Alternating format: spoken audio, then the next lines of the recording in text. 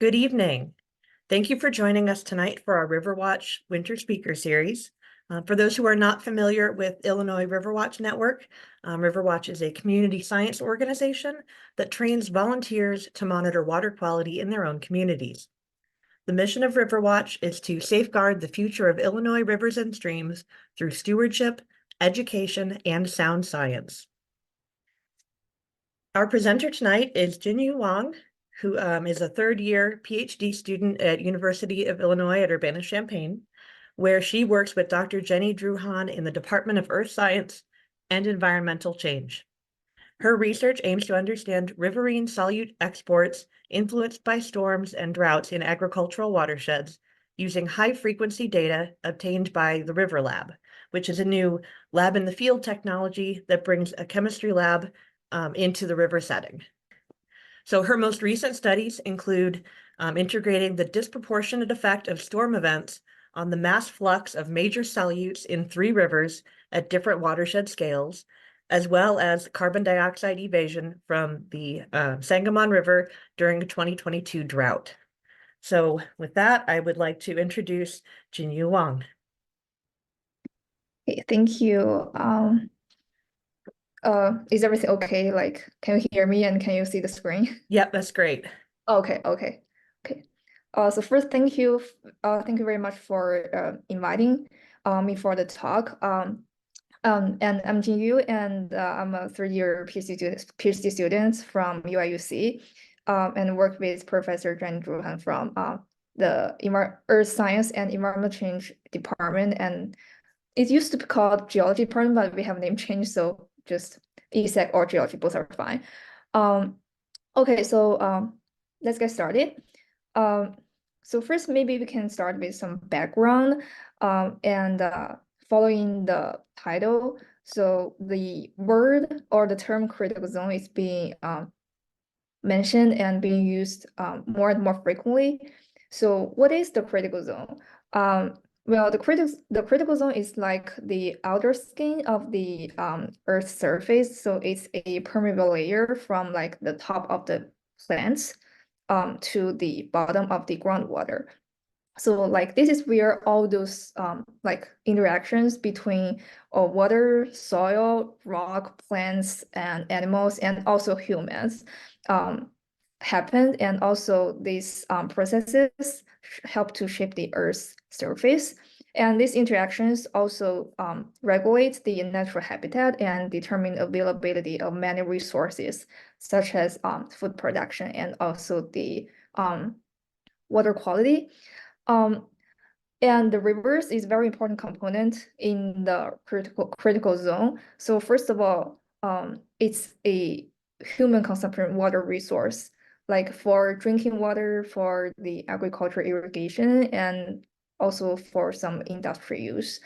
And besides that, it's also very important habitat for a lot of animals and plants and also aquatic lives. But more broadly,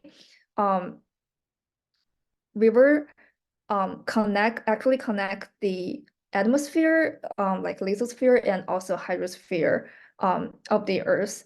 So it's kind of like a media for the exchange of the water, energy, chemicals, and also biological materials between the Earth's sphere. So that's why like the rivers is very important component of the critical zone. So because there are a lot of interactions happening between the river and like other components of the critical zone, so the river water absolutely is not just pure water. There are a lot of things besides water in the rivers. So for example, there might be like sediments, like dissolved solutes, or even like pollutants in there.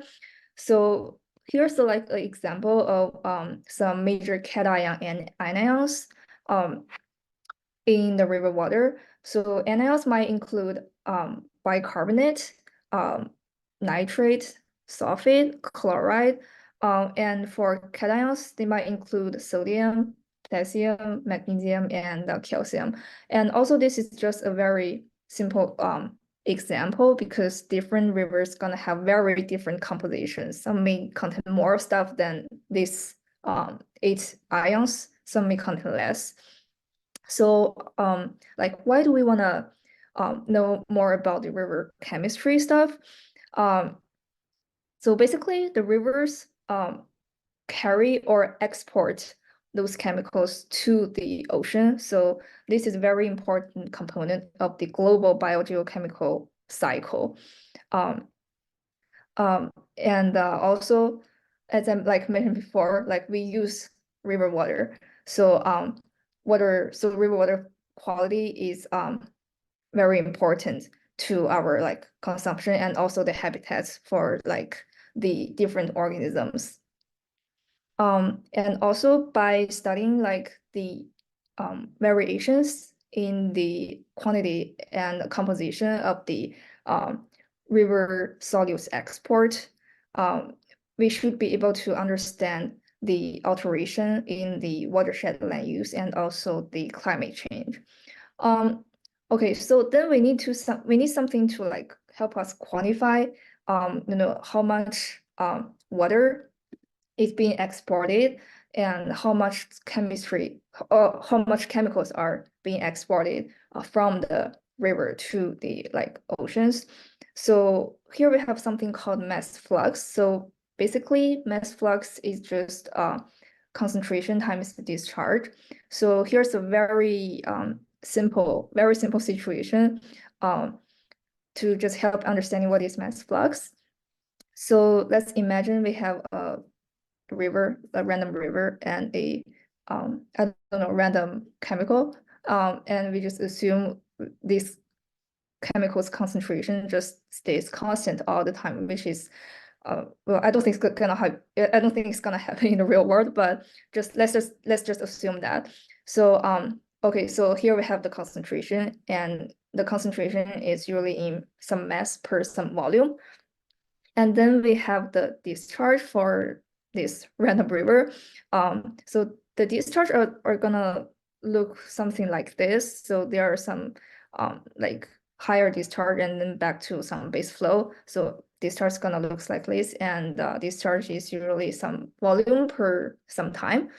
And mass flux is just concentration times the discharge. So here's like the mass flux. So you're gonna have something like some mass per some time. So yeah, so that's mass flux, which helps us to quantify the river solute export. And here's an example of the annual mass flux of some major solutes from rivers to oceans, and it's like globally. And the unit is in metric tons per year. So there's like a lot. So as you can see, like for the same solutes like calcium, like different regions or areas gonna have very different amounts that's being exported. And even in the same area, like for example, like US, different solutes are also gonna have like pretty different amount that's being exported, and there's like a lot more complexity behind like these numbers. And now this brings us a more like realistic question, like how we get those data, like the discharge data and also those concentrations. So first, for the discharge data, I think for now we have very well-developed system from USGS. So this map shows like how many stations are out there all over the US that measures the discharge data at a certain site of a certain river. So it's very high density. And also the sampling frequency of the discharge data is also very high, which is at like 50 minutes. So basically, it's like they have something looks like this. It's like a gauge station, and they put something like the station like next to a river, and then it's gonna gives you the measured discharge data like once every 15 minutes. So that's high density and high sampling frequency discharge data. But for the chemistry data or water quality data, things are pretty different. The water quality data is usually low density and low frequency because it's usually they send someone out there in the field to like grab the water samples, and then they take the samples back to their lab and then run like the analysis and measurements through some like instruments, which takes a lot of time and also a lot of effort. So like the water quality data are usually like being sampled and like measured usually maybe weekly or even monthly. But like I'm not saying like there are no high frequency water quality data. They do have like high frequency data out there, but it's usually like for majority of them, they are either like high frequency but during very short time, like I don't know, maybe weeks or several weeks or less than a month, I guess, or the high frequency data are only focused on only certain like chemicals or parameters. Yeah, so that's low frequency water quality data gonna bring us a little problem. So now we are having climate change, and the climate change gonna cause more extreme events such as the drought, the heat wave, and also like the flood. So the point is that these extreme events like are happening at what we call event scale. So for example, like let's take a look at the drought period. So this drought, like it lasts for like 3-ish months. And during the drought, the river discharge is getting very low here. So we're gonna have very limited water availability, and also the salinity, which is like the amount of salt in the water goes very high, even higher than a threshold. So this is gonna be very bad for agriculture irrigation. And then for the heat wave events, it can last for like about a month. And during the heat wave event, the water temperature goes like very high. And as a result, the dissolved oxygen goes like very low, also lower than a threshold. And this can cause a lot of like aquatic organisms dead because of the oxygen depletion.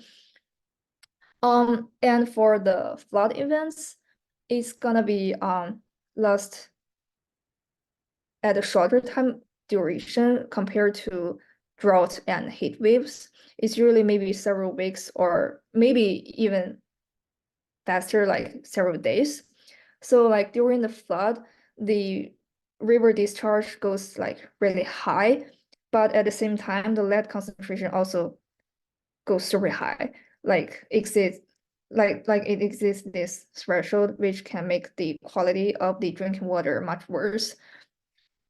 So the point is that those extreme events are all happening at this I would say like short period of time. So if we only have like low sampling frequency data, you can just imagine we are gonna miss a lot of data here. So like just imagine instead of this bunch of data here, we might only have like 3 or 4 data sets. So as a result, we are not able to track the response of the water quality during these extreme events. So well, but now we have like a solution. So it's time to introduce the RiverLab. So instead of we have someone to go out in the field and grab samples, and then take samples back to the lab, we bring the lab into the field. So so the RiverLab is a very new deployment that's developed in France actually. So it is manufactured by this French company called RiverLab. So how does this work? Is basically this green box is the RiverLab, and it's literally just next to a river. And so there's the pump, so we can get waters from the river, and then the water is go all the way into the RiverLab, and it goes through some like filter processes to make the water cleaner. And then we have like different like probes and instruments to measure all different kinds of like water quality parameters. So that's basically like the mechanisms between like how the RiverLab working. So more about the RiverLab. So here we have the RiverLab next to the Sangamon River, and it's located in the Monticello, which is about like 20 to 30 minutes driving from UIUC. So here's the location of the RiverLab, and here are some like photos. So this this is like the river, and this white pipe is where there's like lines attached with the pump, and the pump is below the river surface, and this black like tubing goes all the way into the RiverLab, and this is like what it looks like outside. Is literally just a green box, but it's a lab. Okay, I promise it's a lab.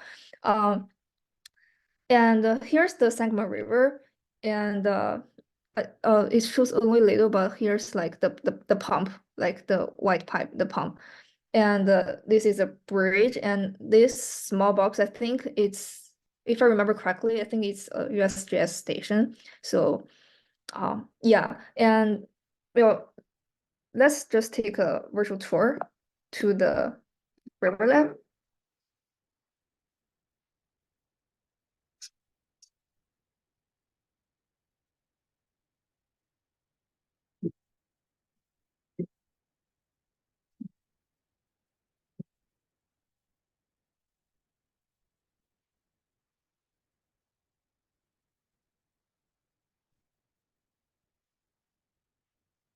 Oh, sorry.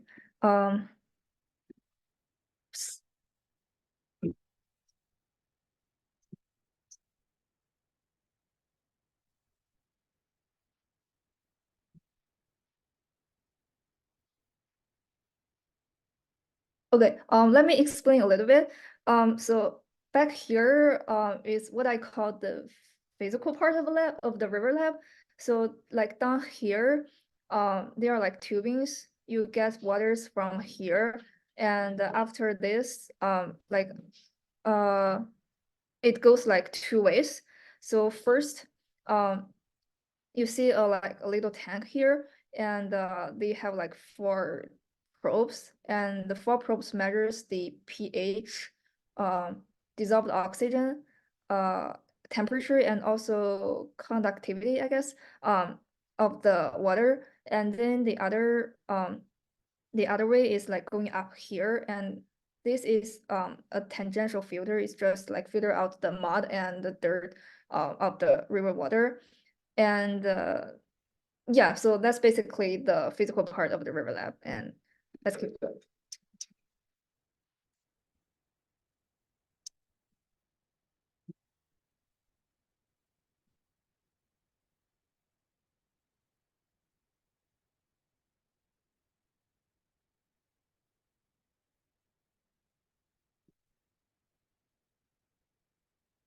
Okay, now it's like the chemistry part. So after that tangential filter, and here's like there's another like membrane filter, and after that, the river water is ready to go into this greenish instrument, and this instrument is called ion chromatography, or in short, IC. So this is instrument that we use to measure the concentrations of different cation and anions. And it can give us the concentration every 30 minutes. So and it's running like 24/7. So we can get a set of concentration of different cation and anions once every 30 minutes, which is very high frequency data sampling. Yeah, so continue.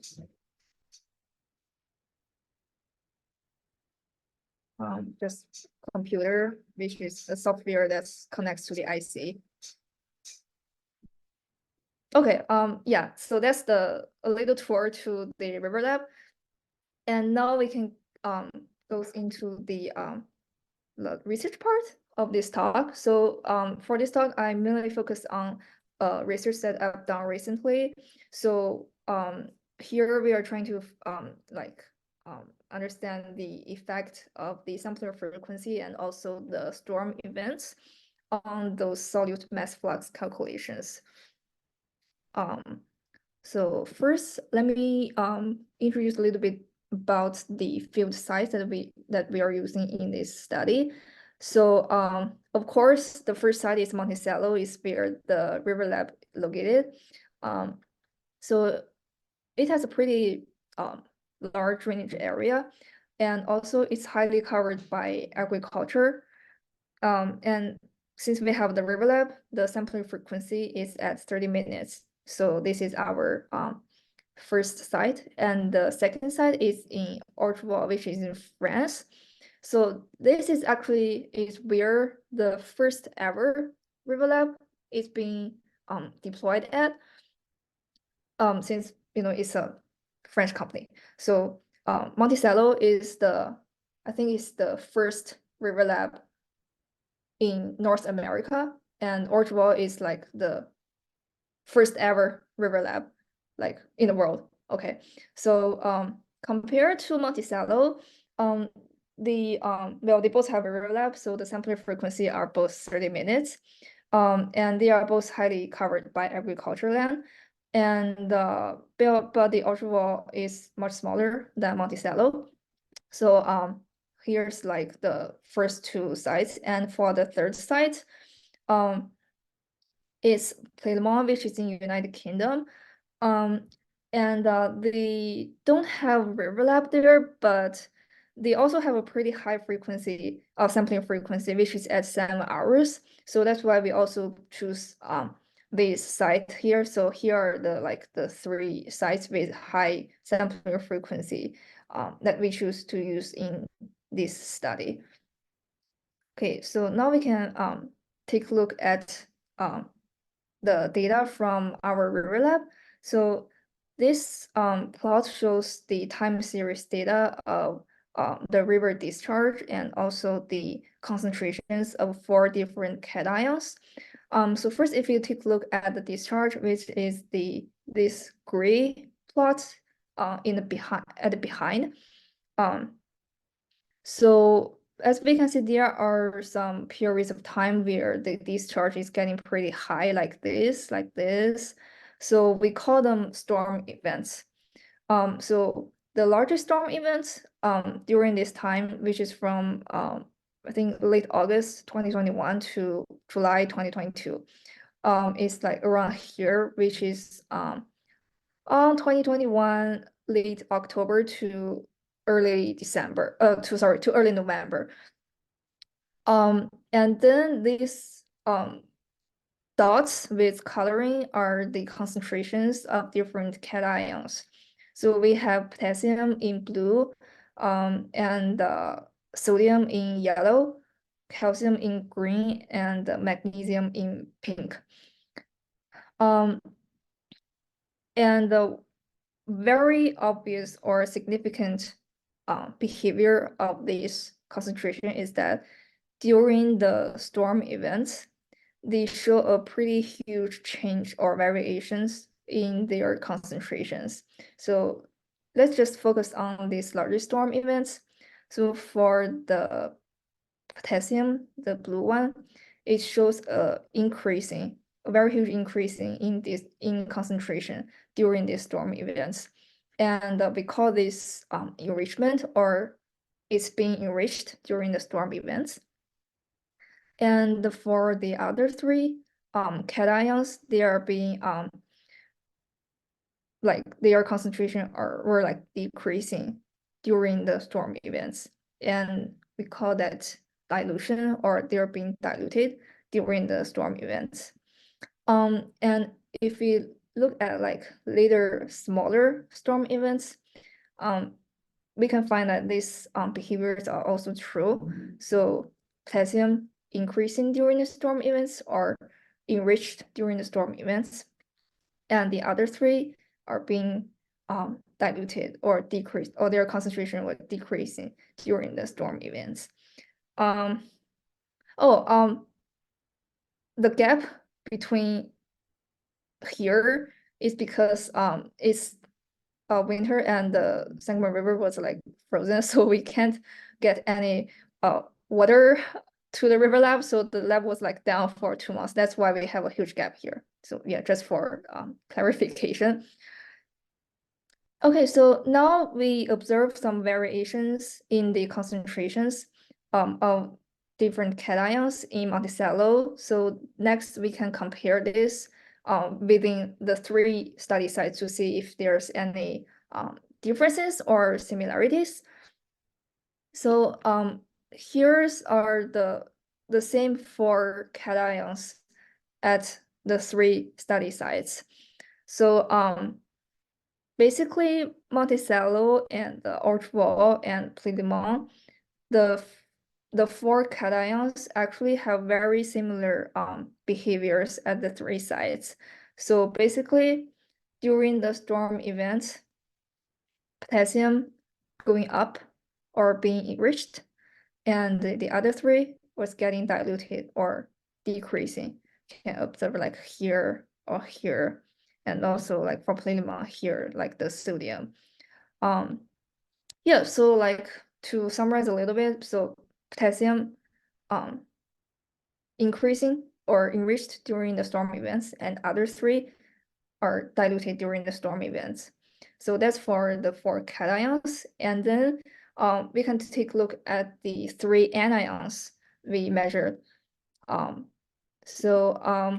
Here are the 3 anions. We have nitrate in darker blue, we have sulfate in orange, and we have chloride in yellow. So basically, for chloride and sulfate, they behave like the other 3 cations, where during the storm events they are being diluted, and this is true for all the 3 study sites. And nitrate is a little bit like different, because if you take a look at Monticello, here during the larger storm events, it is being obviously it's being diluted, or the concentration was like decreasing. But if you move to like later smaller storm events, it's actually increasing.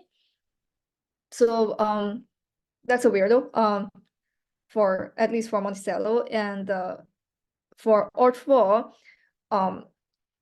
during the storm events, it's always like getting enriched or increasing for like nitrate. And Plédemont, the concentration is like too low, so we can hardly see a variation. So basically, just saying like different solutes have very different behavior during the storm events. So for now, we have this very high frequency data, and which is very rare. It's like 30 minutes. So now we have 30 minutes data, and we can calculate that mass flux for these solutes export from different rivers. But that brings us like 2 questions we kind of want to answer. So first, what if we don't have this high frequency data? So let's see, we have very low sampling frequency. Then what type of error is going to occur to the mass flux calculation? And second, we see there's like variations in the during the storm events for these ion concentrations. So then we also wanted to know what are the contributions of storm events to those errors in the mass flux calculation. So to do that, first what we do is that we first resample our data to 1 hour, 2 hour, and all the way to 1,000 hours.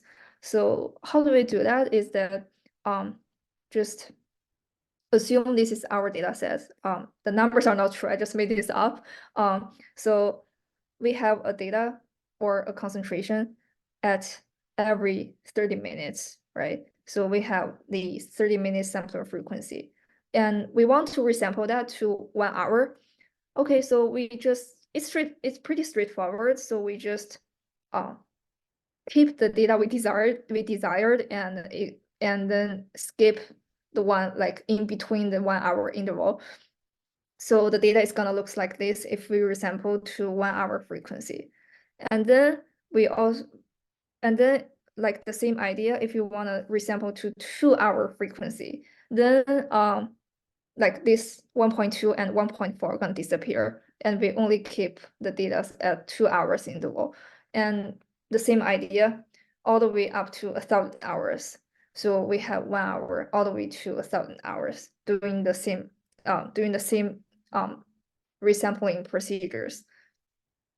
And after the resampling, we're gonna have like a lot of this missing data, and then we apply a linear interpolation to fill in the data that's being skipped during the resampling. And then for each resampled frequency, we calculate the total mass flux. So which is just that concentration times the discharge. But this time we want a total mass flux, so we times the time interval and sum everything up and divide it by the total time interval so that we can get a total mass flux. And finally, the last step. So after that, we should have a value of mass flux at 1 hour, 2 hour, and all the way to 1,000 hours sampling frequency. And we divided that by the original mass flux, which is the mass flux we calculated using our 3 minutes data, which is our, we call true value. And then after dividing, we're gonna have a ratio that's departure from 1.0. Or, well, it's called ratio, but you can also call that like errors. So yeah, let's just take a look at the visualization of this calculation. Okay, so here first we have sodium as an example, and how to like read this plot. So first we have a x-axis, which is the sampling frequency from 1 hour to 1,000 hours. So 1 hour is like the highest because it's frequency, and 1,000 hours is like the lowest frequency. And these dashed lines are labeled at 7 hours daily, weekly, and monthly. So this is the x-axis. And for the y-axis, so first at 1.0 there's a dash line, and it's because the 1.0 is the original value, which is the true value, or the value that we are calculated using the 30 minutes data or the RiverLab data. So if you see anything that's like not aligned with this dash line, that means there's errors. Okay. And anything above this dash line means an overestimation error, because these are like, the ratios, and if the ratio is larger than 1, that means the estimation you get is larger than the original value or the true value. So that's why it's called the overestimation. And everything like below this dash line is underestimation, and it's the same idea, because the ratio is less than 1. That means the value you estimated is less than the true value. So that's why we have like underestimation. Okay, so for sodium, as you can see, all the three at all 3 sites, they show a overestimation error as the sampling frequency goes lower and lower. And That's because just imagine instead of having a 30 minutes sampling data frequency, so just imagine we don't have RiverLab. RiverLab does not exist. And we go into the Sangamon River and we take samples, let's see, every month. So we only have like one data for every month. And it's pretty obvious we are gonna miss what's happening during that storm events. So if you still remember, like during the storm events, sodium is one of the cation that's being diluted during the storm events, or the concentration was like decreasing. And if we are not able to capture that, we are gonna assume, oh, maybe it's pretty constant or pretty stable, but it's actually getting decreased or diluted. So we're gonna have a estimation or a calculation that is larger than the true value because it's getting diluted and we don't know that. So that's why sodium has a overestimation errors as the sampling frequency goes lower and lower. So yeah, so that's how like we understanding this plot. And we can also take another two as examples. So here we have potassium. So the same idea with sodium. Potassium is the cation that's being enriched during the storm events. So if we can't capture that, we're gonna assume, oh, it's not gonna increase. It's gonna, it's gonna be pretty stable or something. So we're gonna have assumption of or estimation of like lower mass flux of potassium compared to the true value. So that's why we have like underestimation for the potassium mass flux calculation. And for nitrate, that's like the weirdo among all the ions because it behaves pretty differently among like three sides. So that's why the three sides also show like different like errors when we increasing our sampling frequency. Decreasing our sampling frequency. So basically, that's kind of like answer our first question. So what kind of error is gonna occur if our sampling frequency is getting like lower? So basically, it really depends on the behavior of that solutes during the storm events. So it can either be overestimation or underestimation. Depends on depends on if it's being like diluted or enriched during the storm events. So now we are curious about the second question. So what is the contributions of the storm events to this type of errors? So to answer that question, it's also pretty straightforward. We just cut the storm events from our data sets, or we literally just remove the storm events from our data sets and redo this calculation and to see how's the errors change. And here's what we get. So the panel above is the previous plots on the previous slide, and the panel below are the same calculation but with the storm events removed. So it's pretty obvious the errors are getting much smaller after we remove the storm events. And that's because after we remove the major storm events, the concentrations are pretty, I would say kind of like stable during the base flow conditions. So that means there's like that's such huge variations. So that's why we have like much less errors after we remove the storm events. So to summarize a little bit, so first, if a solute is being diluted during the storm events, then it's gonna be the mass flux calculation is gonna be overestimated. if we lower our sampling frequency, and for soils that are being enriched during the storm events, it's gonna be underestimated. And also the storm events are the major contributors to those errors.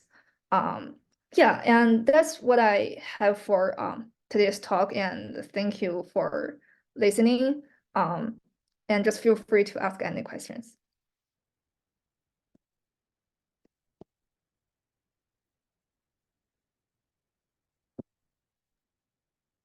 I had to find my unmute button. Thank you very much for that presentation. That was great. Does anyone you. have questions? Again, feel free to either ask those out loud, or you can put questions in the chat. Give you a couple of minutes to put your questions in there. One thing that I just kind of want to mention is that there's probably, I know at least a couple of people in this, who are participating at this presentation are people who live in that watershed and who help us with our mussel monitoring. And so I didn't know if you had any thoughts about how your results and the data that you're collecting might help us understand how the freshwater mussels, are, how they're behaving, how they're responding to the water. And I mean, I expect you probably don't know a lot about freshwater mussels, but I didn't know if you had any thoughts about that. Yeah, I'm not very familiar with like mussels, but I do feel like maybe like the salinity of the water might affect like the mussels, maybe. Just correct me if I'm wrong. So here we do have sodium and okay, let me just put this. We do have like sodium and chloride. So that's like that's like the salinity of the water. So like you can see like during different events, their concentrations have a pretty, I would say pretty huge variations. So like I'm not sure like what are some parameters that you can use to study like the freshwater mussels, but if maybe we can see if there's like correlations between the concentration of the sodium and chloride and the mussel, I don't know, activities during these events. Yeah. Okay, yeah, that's great. Yeah, I think from something that I learned just a couple of weeks ago, I know that the like salt can have an impact on their reproduction, that it actually like if there's too much salt in the water, it causes their reproduction to not be very successful. Okay, so we do have a couple of questions in the chat now. Yeah. Robert is asking, why does nitrate behave differently from potassium, or from K? Yeah, potassium. Potassium, yeah. I'm like, getting them mixed up. Okay. Oh, I think I can try to like answer those two questions maybe together because they both like mention potassium. So first of all, I'm gonna say I'm not 100% sure like the reason behind these variations, but so first of all, potassium and nitrate, they both associate with fertilizers, and here we are agricultural watershed. So the potassium getting enriched, and we think it's because like during the storm events, the like the fertilizers, because I think they're using potash, which is KCl, was getting like getting rushed into the watershed. So that's why like the potassium is getting enriched during the storm events. And for the nitrate, it is pretty weird. Like during the larger storm events, it's getting diluted, but like for smaller ones, it's still getting enriched. So we are just guessing, first of all, fertilizers, of course, and second, we have like tile drainage in this area, so maybe that's gonna have something to do with the tile drainage, like time of tile drainage, like release the water into the river. And second, we're thinking about maybe it's because of like nitrification and denitrification like that's happening in this watershed. So that's are just some guessing, and like we are not like 100% sure about the reasons, but there's just some like initial guessing of the behavior of nitrate and potassium. Okay, great. Yeah, and so that also answers Erica's question too, I think. So Yeah, because fertilizer, we are right. like agriculture state, so Okay. All right. Does anyone else have any questions here? Give it just a few more seconds here for someone to put something in the chat, or again, feel free to unmute yourself and ask your question aloud. Oh, here we got another one. The city of Decatur is collecting water quality samples at virtually the same point. Are you in contact with the city? no. Okay, so yeah, sounds like a very good connection to Yeah. be made. Okay, thank you for bringing this up.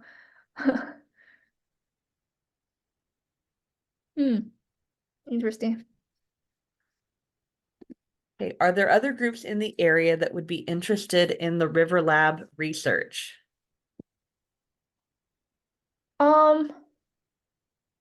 Yeah, so like we have group that collect the groundwater samples. So also we are using the RiverLab the auto sampler in the RiverLab to help them measure the concentration. So that's like a future collaboration to see if there's like correlations between the groundwater concentrations and the river water concentrations, especially I think for some well, I don't know, maybe for like cations, magnesiums, and also those fertilizer related solutes.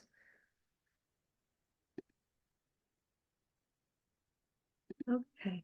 Yeah. And then Andrew has uploaded a file. Okay, I was like, I wonder what Oh, this okay. file is. Okay, so he put in the chat a paper where the chemistry of mussel shells was used to correlate with river water chemistry. So Okay. yeah. Yeah, so we wanted to do the study for this project, but we haven't got the researchers involved yet. So that's something we want to do in the long term. Okay. Interesting. All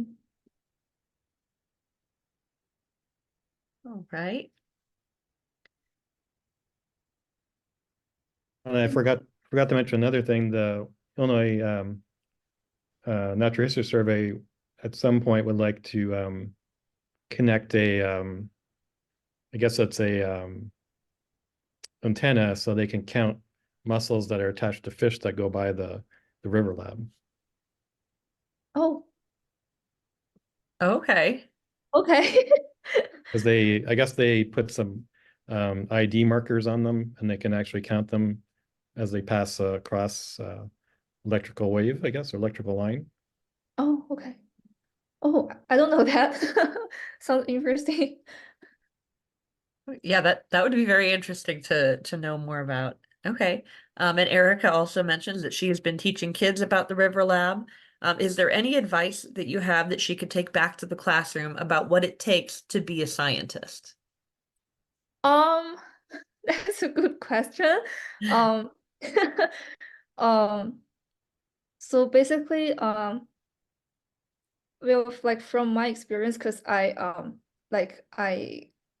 go from like undergrad directly to like doing the PhD stuff, but I spent like the last year, like senior year of my undergrad to like working with Jenny. So first, of course, is like find your interest, because well, like at the undergrad, you take a lot of like classes in your like department, but because we are like we used to be called geology department, so there's like a lot of like more detailed directions. So first is find your interest, because I was interested in like water stuff. So that's why I take like Jenny's hydrology class, and then I feel like this is very interesting. This is what I want to dig more into, and then I just contact her to see if there's any chance I can work in her lab, and then I just got a position as an undergrad research RA, and then like after like trying something, you have like a sense whether you want to continue or not, and then I want to continue to like for a grad school study, because I feel like it's very interesting to find or I would say like new problems or something that's, because as undergrads as grad students, we are just trying to like find some new aspects of either very new study or maybe some older studies, but you're doing something relatively new, or there's like not many people that have done this before. So it's very interesting to like disentangle the mystery of some aspects of your area. So well, but there's like also times where you're like struggling and you have to like do a lot of works and reading papers, and also you need to find that thing that's there's the new stuff that you need to work on, like because sometimes you have an idea and you're just searching out like, oh, someone already did that before. So basically just find your interest first and try a little bit, and to see if you want to do it or not. If you want to do it, just go for it. Just literally just go for it. And yeah, that's just like my advice maybe but yeah, I don't know if that's a little bit too much for kids, but yeah, that's just my advice. I think that's great. Advice. Thank you. Okay. Okay, very good. Well, I think that sounds like a great place to end this evening. Thank you so much for the great presentation, and thanks to all of you who joined us tonight. Before you go, I do want to mention that our next Winter Speaker Series event will be on Tuesday, March 5th at 7 p.m. Jennifer Russell from the Illinois Lyme Association will help us prepare for our spring and summer with a presentation on ticks and the associated pathogens in Illinois, as well as some methods on prevention. So that'll be really timely, probably once we get to March. Also, if you're interested in collecting stream quality data with RiverWatch, we do have our spring training workshops open for registration. You can register for both of these events and other future activities through our website, or we do have links on our Facebook page if you follow us on Facebook. Again, Jinyu, thank you for the great presentation, and thanks for everyone for being with us tonight, and have a wonderful evening.